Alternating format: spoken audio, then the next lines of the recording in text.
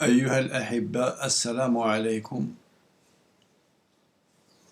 On va étudier le déversoir d'orage de type latéral utilisé en assainissement liquide.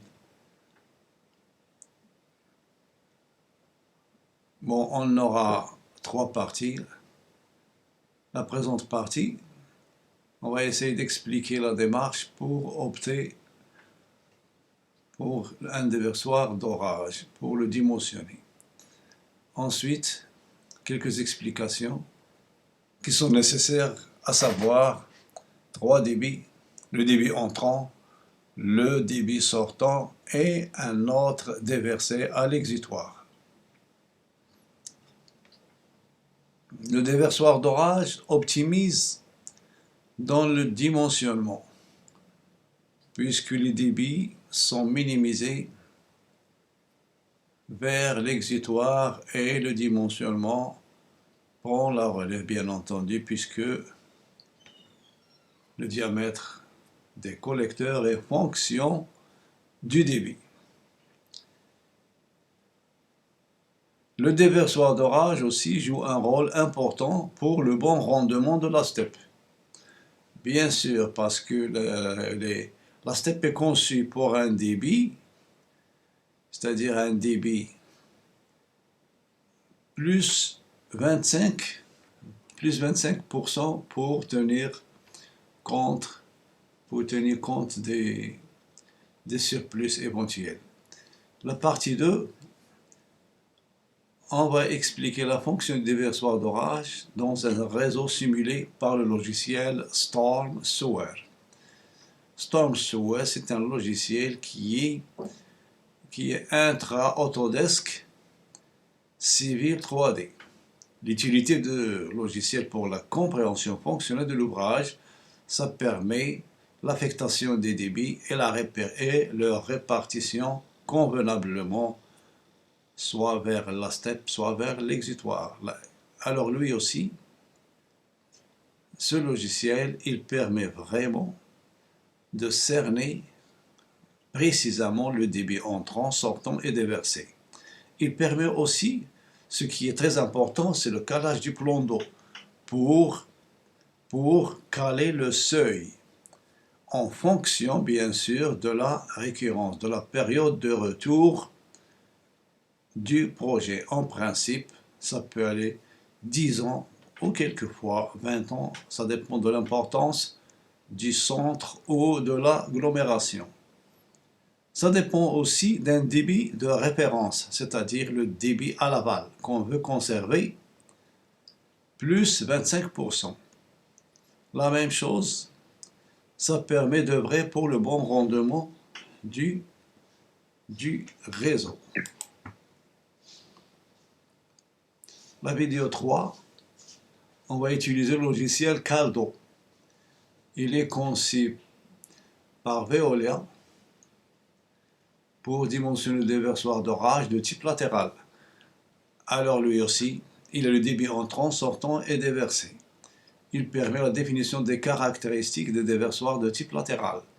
Œuvre pour le bon calage du seuil du déversoir. Et il permet aussi de montrer clairement quel régime, soit torrentiel, soit fluvial, comme on va voir par la suite dans les formules suivantes.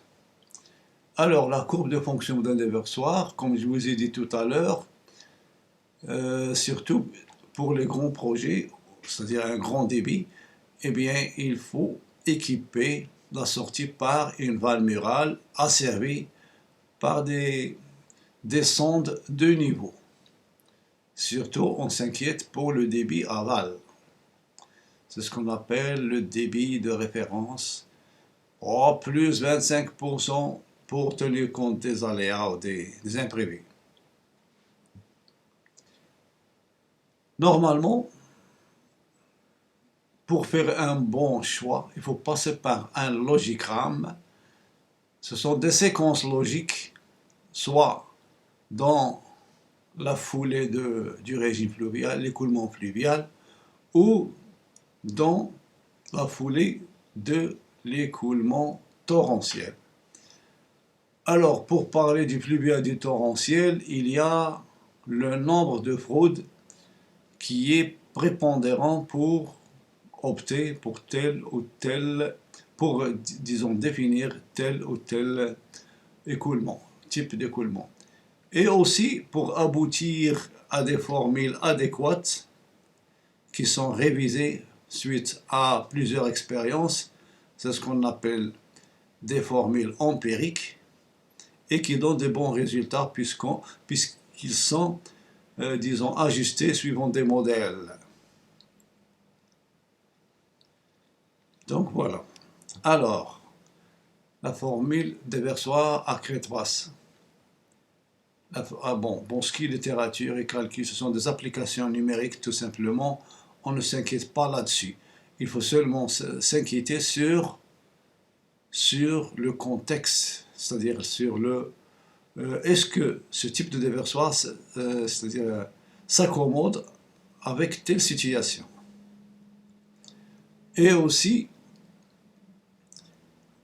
les formules de 1999 de Hegel, il est vraiment ajusté parce qu'ils ont aussi ajouté un coefficient phi qui ajuste cette formule. C'est depuis 1999.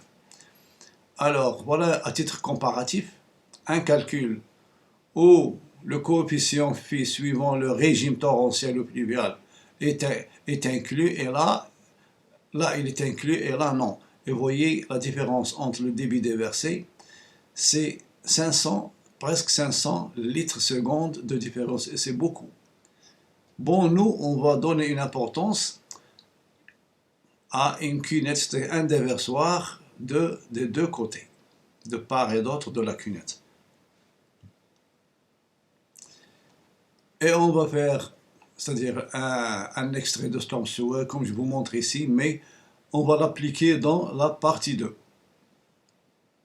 Le débit entrant, le débit vers l'exutoire et le débit vers la steppe, et là c'est le déversoir. Et on peut voir les profils avec les caractéristiques hydrauliques, débit, vitesse, tirant d'eau, pente, etc. Et puis, toujours en civil 3D, c'est un extrait parce qu'on gère les collecteurs circulaires là-dessus. Donc on peut avoir le plan d'eau pour un tel débit et ça permet vraiment de caler la crête du déversoir pour travailler, c'est-à-dire plus sûr. Au lieu d'appliquer les applications numériques des formules qui ne s'adaptent pas, et puis c'est malheureux, ça ne marche pas. Bon, ici, un déversoir d'un seul seuil, et là, pour deux seuils. Alors, on calcule le débit qui devrait être gardé constant, plus 25% vers la steppe, et puis ce qui est déversé vers l'exutoire. Alors, Caldo, il permet des profils où l'on voit le tirement d'eau, et ça permet le calage. Bon, l'exutoire, c'est toujours un oued ou une chèvre. Et on aménage ici un ouvrage de rejet. C'est-à-dire la sortie vers l'exutoire sera équipée d'un clapet anti-retour de nez. Voilà le clapet de nez. Voilà le déversoir. Et là, le clapet de nez qui déverse à l'exutoire. Extrémité à équiper par un clapet abattant de nez. Voilà. Donc voilà, c'est-à-dire on montre, on explique mieux le déversoir, le débit entrant, le sortant vers l'oued et le débit qui continue son trajet vers la station d'épuration. Voilà ce qu'il en est. Merci de votre attention.